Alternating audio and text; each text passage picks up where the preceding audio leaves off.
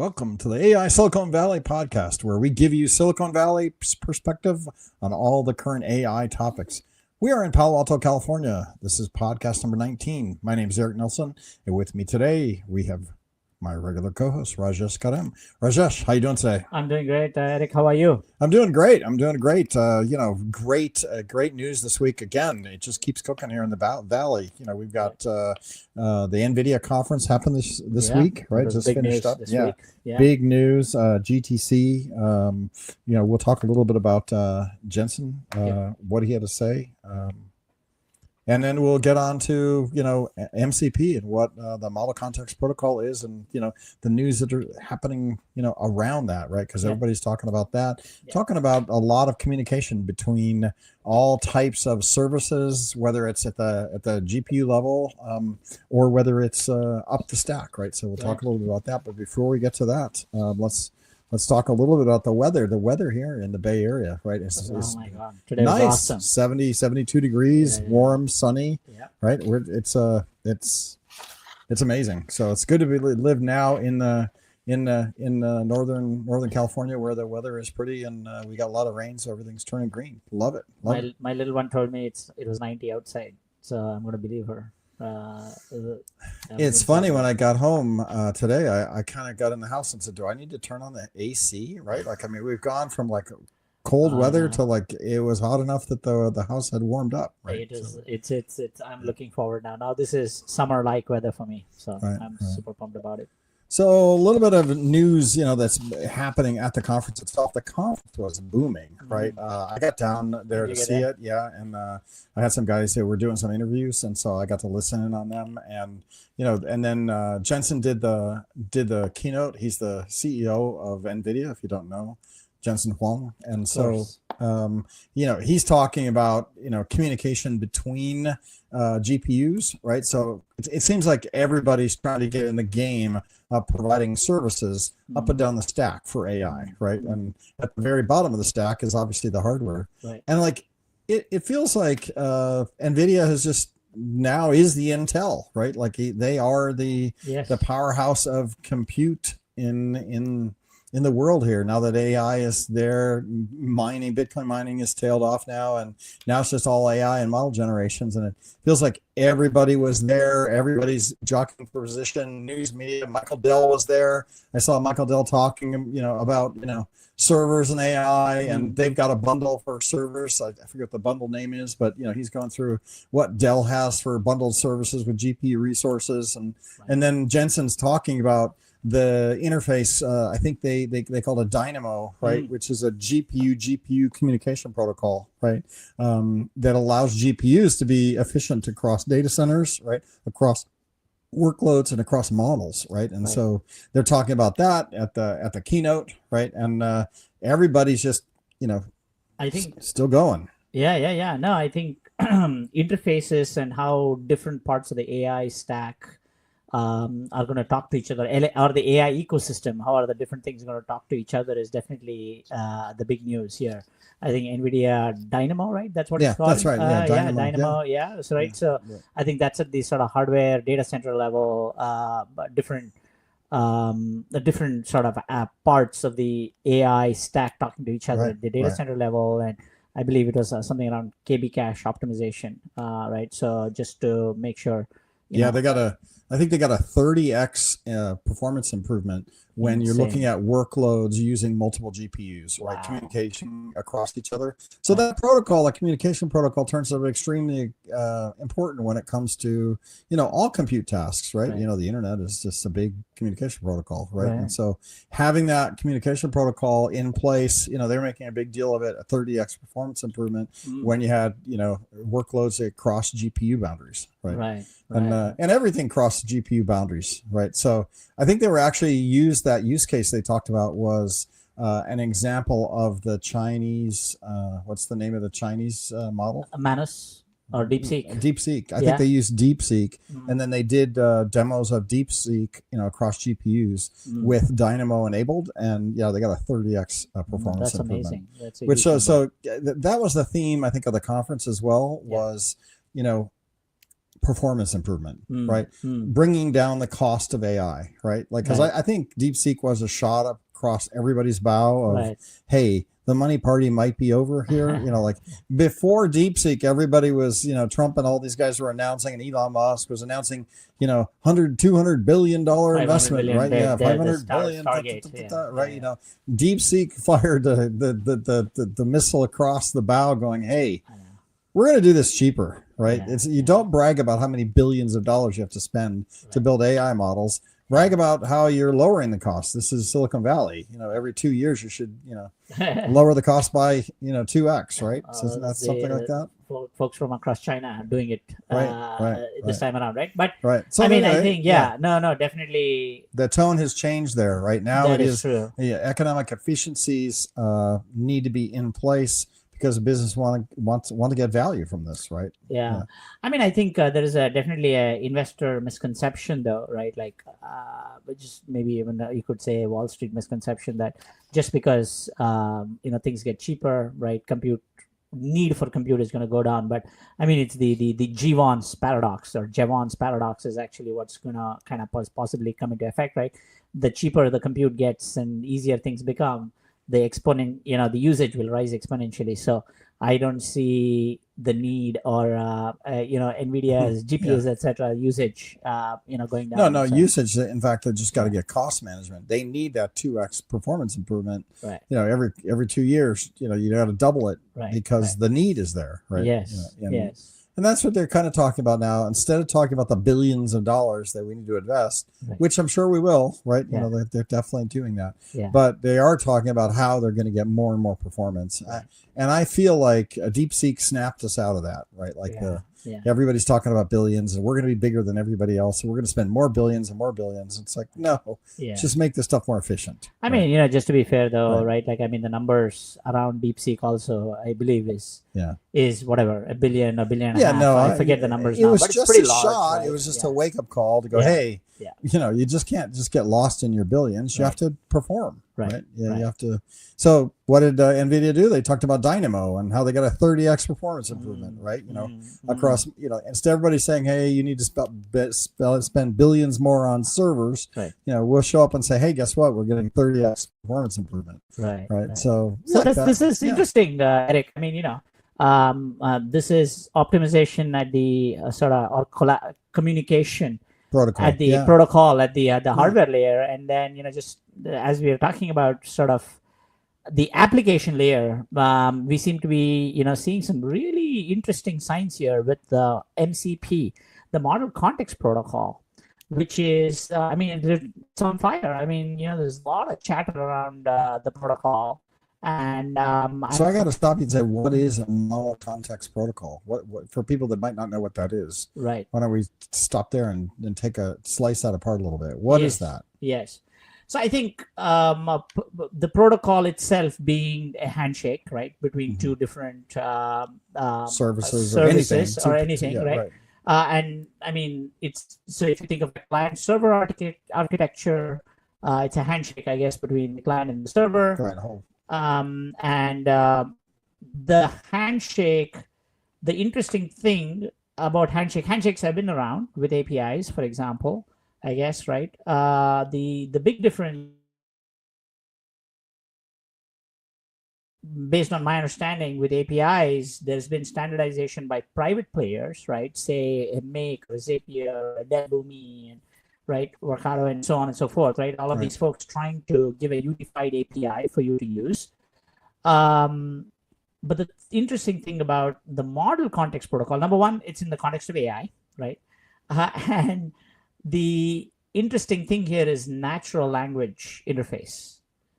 So there is an ability for the client on the host or the client to give an input in natural language, and the server can interpret that request and go do what it needs to do. All right. So the Model Context Protocol is a protocol that allows workload objects to communicate amongst themselves, right? Between services, right? And then what you're saying is that the Model Context Protocol is I wonder what we're seeing a network slowdown. Are you possibly on 600? Yeah, I am. I am. Okay, so am I. Huh, interesting. Yeah, Okay. yeah. All right. I And think I'm maybe. not through VPN either. So Okay. Not sure. yeah, What's we're going seeing a on. slowdown, but it's not too bad. But I think it's I okay. noticed a slowdown going on here I see. Okay. through the amazing internet out here. But, so Okay. anyway, so the model context protocol then is a new protocol to allow services to communicate, Right. Which is great. Having new protocols to allow services to communicate is interesting. And I think we saw a demo of one of the companies that's a model context protocol broker, right? So Zapier is an example. Zapier example of that, right? Where they've been in the API broker business for quite a long time, right? But now they're betting the farm on the model context protocol, MCP. Who does who defines the model context protocol? Yeah. So I think we didn't give context on that one, right? So I think this protocol came out of Anthropic, right? The creators of Claude. This was back in November 2024. I didn't know that until recently. Way back in December 2024. Right. Yes, way back in December 2024. 4 months ago. 4 months ago. And I mean, in the past month, or I'd say about 4 to 6 weeks, I'm beginning to see a lot of activity and a lot of developer activity around it, right? So it's beginning to really, kind of catch momentum here. So the Claude folks, Anthropic, threw this out as an open source protocol, if you will, right? You have this, and then you have ChatGPT or OpenAI that released their own sort of, I don't know what to call it, but it is not open source, right? Their own LLM agent framework, if you will, right? On OpenAI's APIs, right? So if you're using OpenAI APIs, there's a ready-made framework that you can use from OpenAI, right?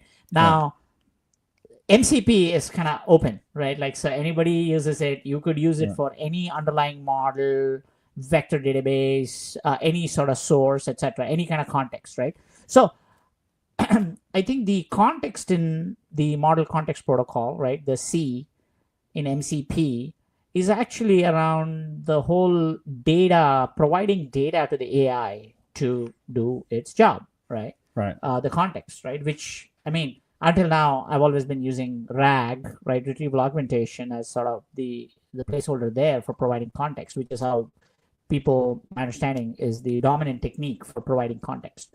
Now, with MCP, I think your ability to provide context potentially can become way, way easier here, is what I'm seeing. Because in the client-server architecture with MCP, right, where the client is, say, the client could be anything. It could be Cursor, right? Or it could be Notion, a Notion doc, right?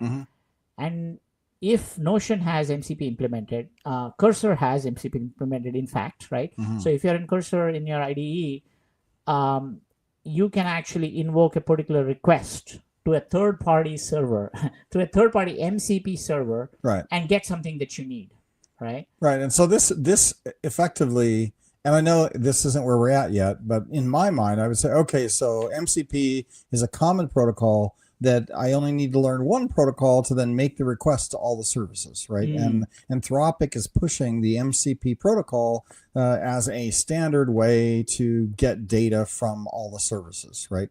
And that makes sense, but there's more to it, right? Because it's not just a protocol that I would write code for. It's a protocol that they implemented. Why don't you take us through how they implemented the protocol? Right. So the protocol is already in place. And now you don't need to learn anybody who implements a MCP protocol or a server, right? You can actually, I believe there are services where you can see the list of servers that's available, right? And you could actually, right, like decide to use a particular server for what you need, right? And the interesting part here is the invocation of the MCP server can happen via natural language by the end user. So that's the key to it then. Yes. Because I was like, another protocol, great. We've had APIs, we've got protocols, right? But where this gets interesting is that there is a natural language interface to the protocol. And so if you're doing the call, you don't have to program it, right? You can actually just use your AI to generate natural language, or just generate natural language to say, hey, get me XYZ, and it'll do that.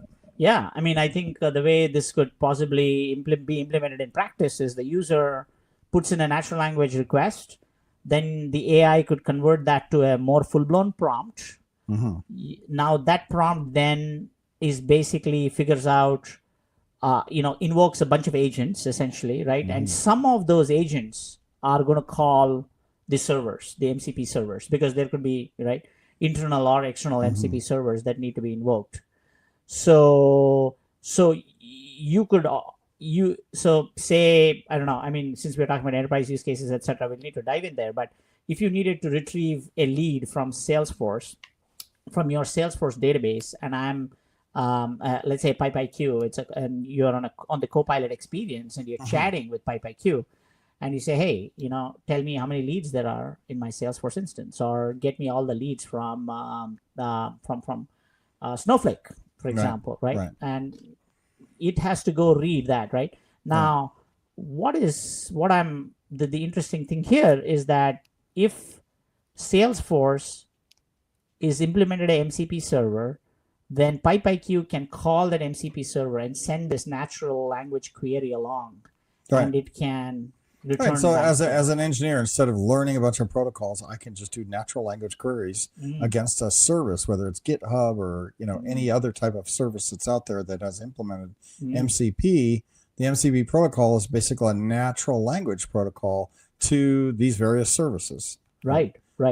And it could be internal or external services, right? Right. You can implement your own MCP servers internally. Yes. That are going out and collecting your internal corporate data, or you can go out to the GitHubs or or Slack or any other service. And the one broker company we talked about has like hundreds of services. Yes, thousands, right? Like Zapier has thousands of services, for example. Zapier? Zapier.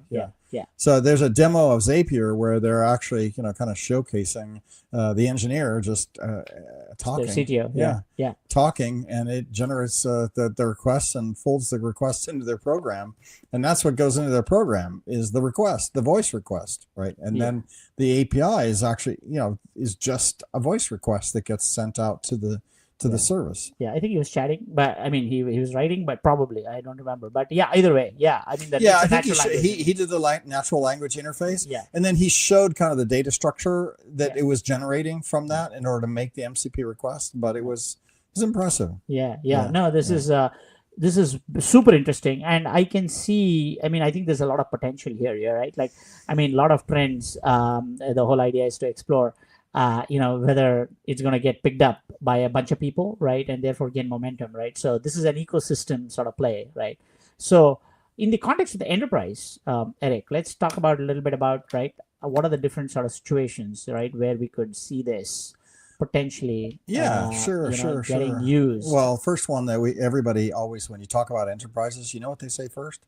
Security, right? Everything starts with security, right? So adaptive security and access control, right? So, dynamic authentication and access control based on real-time context, right? So when you ask, I need to get secure data from a service, right? Being able to restrict access to sensitive data based on what type of employee logs in or what the characteristics of that employee are, like what location, whether they're on a device that's trusted or not. So those are kind of things that, when you're making those requests, because it's adaptive, it can be dynamic, and then make those requests for services. So that's the first one that I'm aware of, is like that they're using it to provide context to manage security requests. For me, one that sort of hits closer to home, I guess, right, is in the context of PipeIQ, right? And we are exploring right now with both sort of on the marketing and sales sort of agents that we are building, right? Some examples are just like ability to sort of summarize call transcripts or send emails, right? Of course, recommend next best actions, right, based on all the data that we are seeing. All of that requires context, right? Or if you're doing research about a particular account, always you need to ground all your recommendations that come out to the user, right? And that requires context. And the context could be from, say, Gong, right, for your call recordings, or from Salesforce, could be from Snowflake, Databricks, Marketo, HubSpot, etc., right? So all of these sort of sources, if each of these start implementing their MCP servers, then it's going to make my life, our life, like a whole lot easier as we kind of figure out how these integrations are going to be folded into the product, because that's a pretty major engineering exercise in general, right? And I mean, despite all the services out there being available, I mean, one of the outstanding questions that I need to learn more about, right, really here is you have structured data, you have unstructured data, right?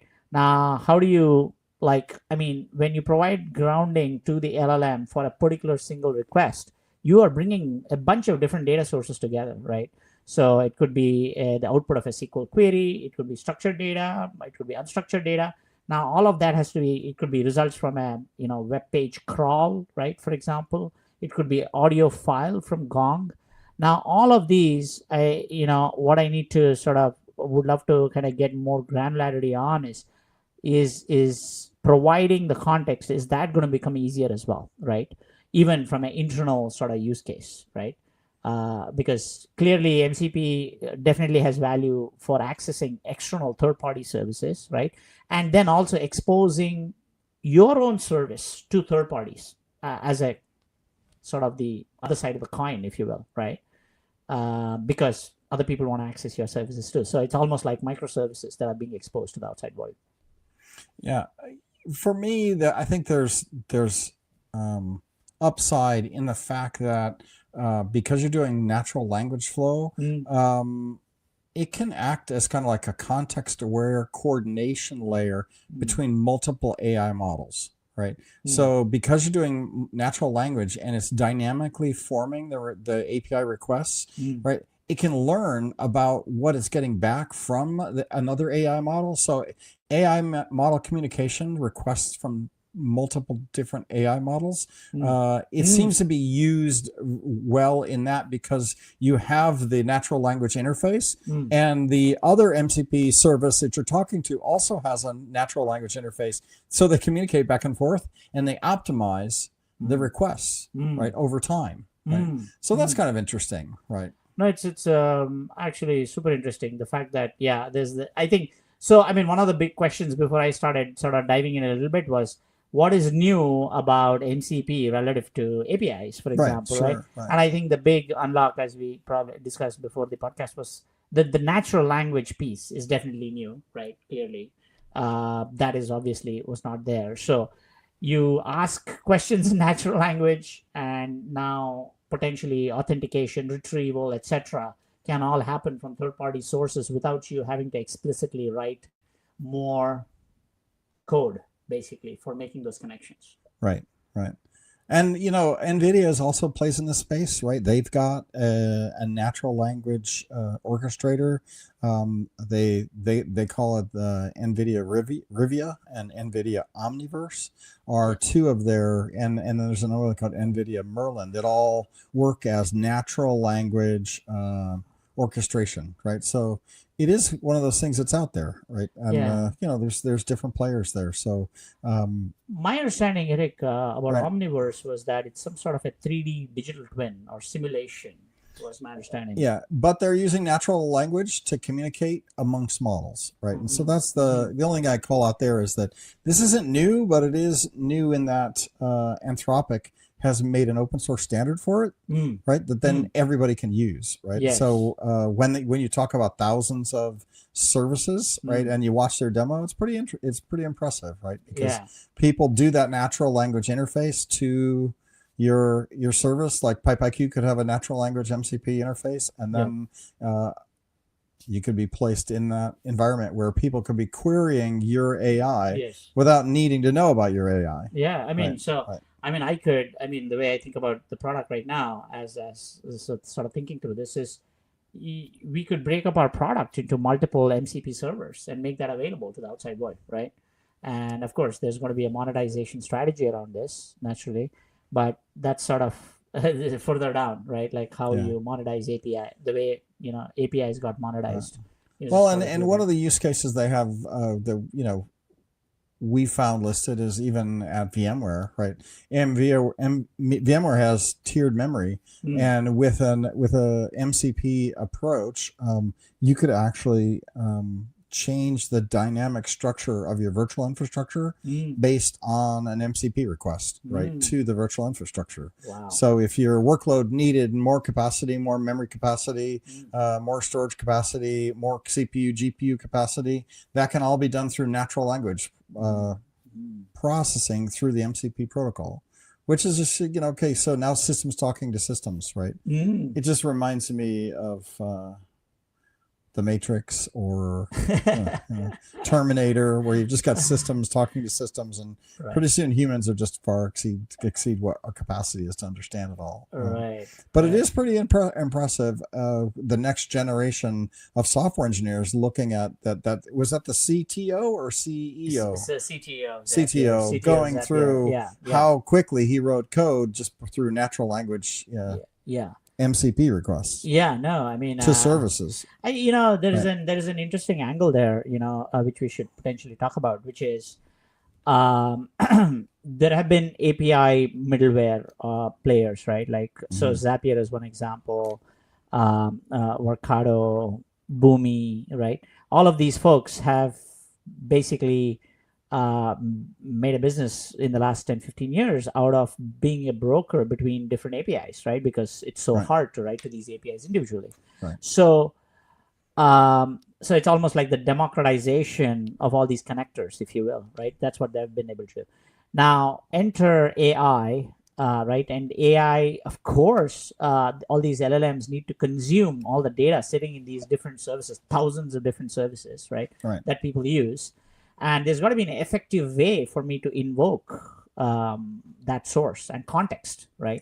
Otherwise, my answers are basically, not garbage, but the lowest common denominator. They're limited because it's going to be only as good as what you would get in a general purpose LLM, right? On an Anthropic. And you can imagine how more and more even enterprises that aren't in software delivery modes, but just have data, right? Making an MCP server that gets other AI engines to be able to connect and use that data. So talking about enterprise, right? I mean, my understanding again of how this could, let's say you're a 10,000 person company, say JP Morgan, or a Charles Schwab or something like that.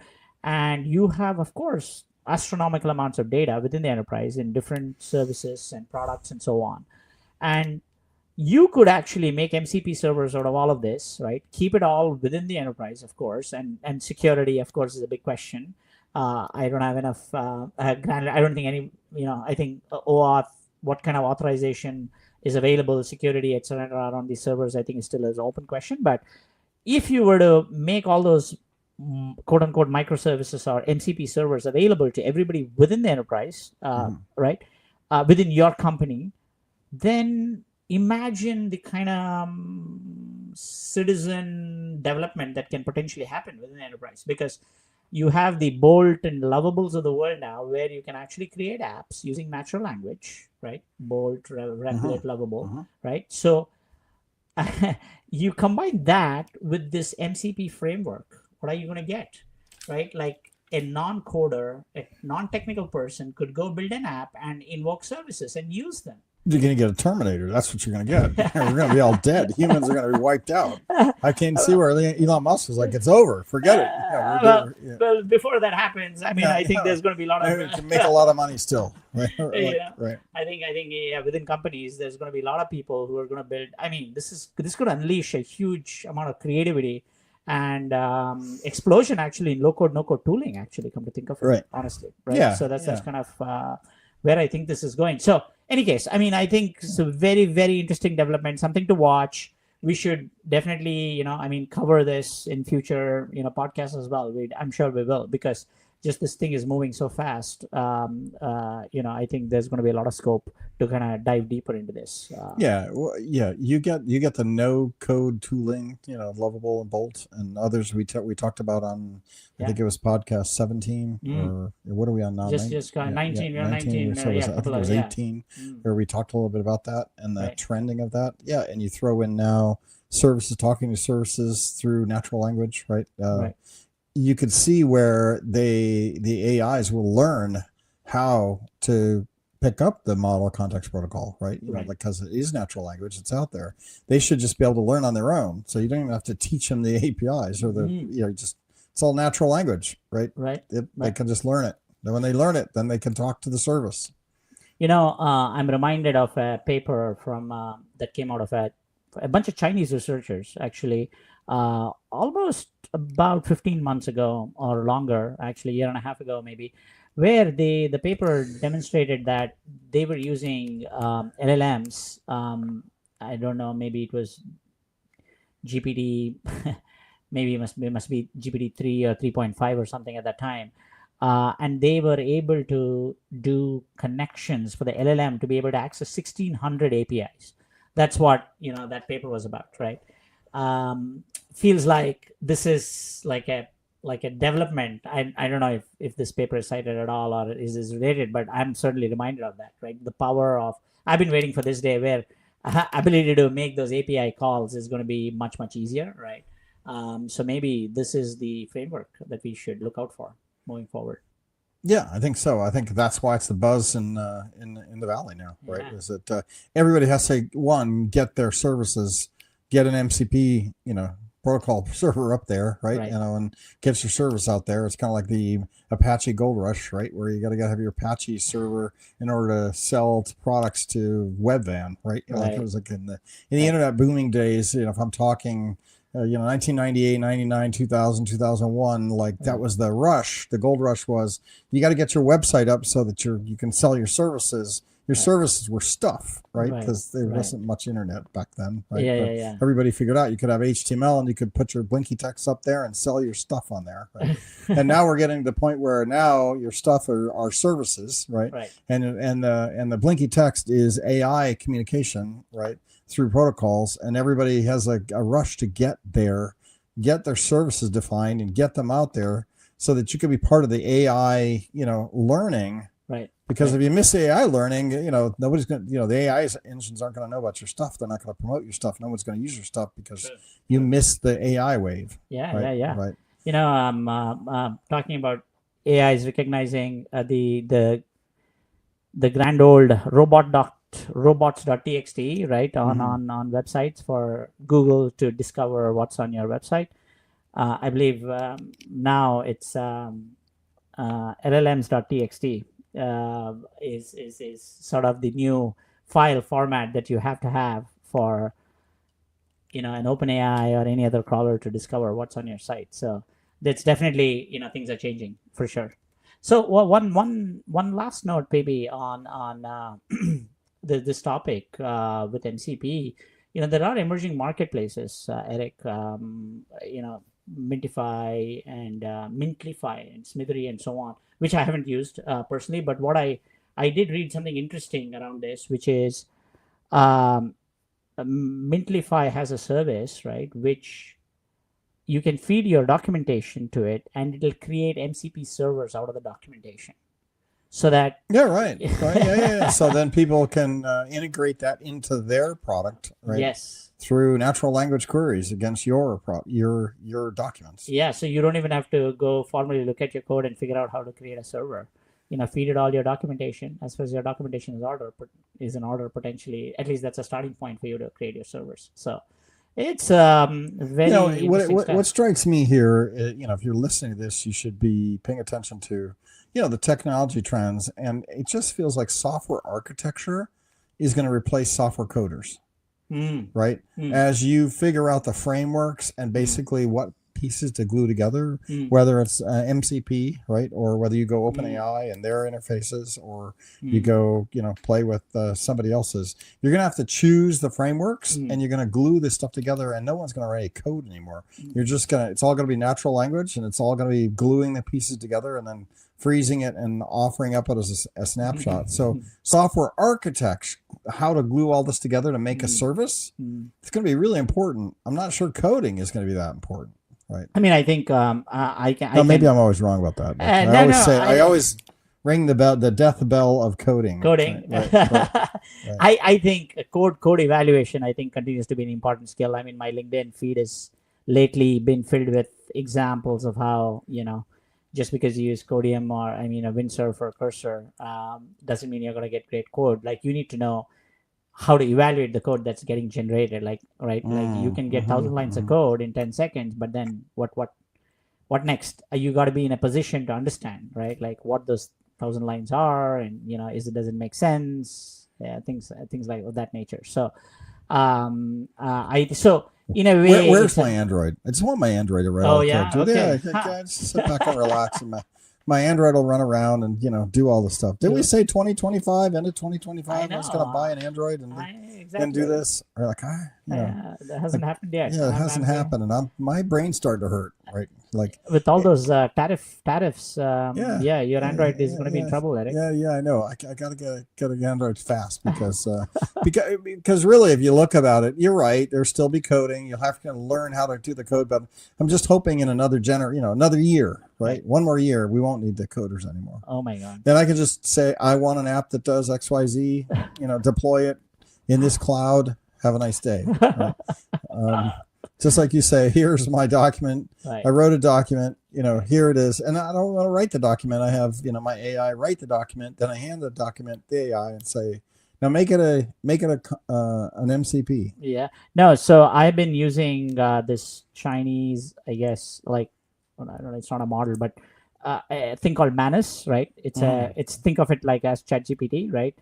It's in private beta. I got access, and I've been playing with it, and I have to tell you, it's astounding in its sort of reasoning and report generation capabilities.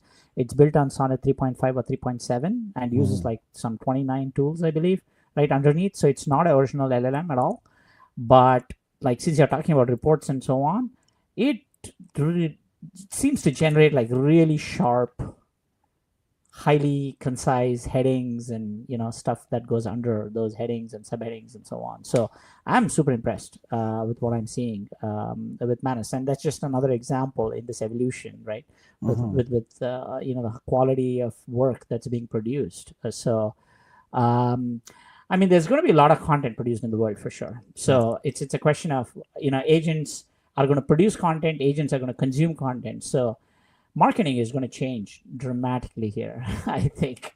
Right, sales is going to become more human. Marketing is, the only thing I would say is it just seems like there's still a human job to go figure all this stuff out, and that's why I talk about an architect. Even marketing, you're going to be more like a marketing architect, right? Where you're going to have to glue these pieces together to make a campaign, right? Like it's not going to glue itself together, right? You're not going to have to do much work anymore, right? Like I don't have to write long form writing anymore, right? I ask ChatGPT to do it, right? Or go to Gemini and ask it, right? Right. And the interesting part here is that the buyer is not going to read it either, right? Meaning the buyer's agent, AI agent, is going to read it. He's going to they're going to absorb it as well, right.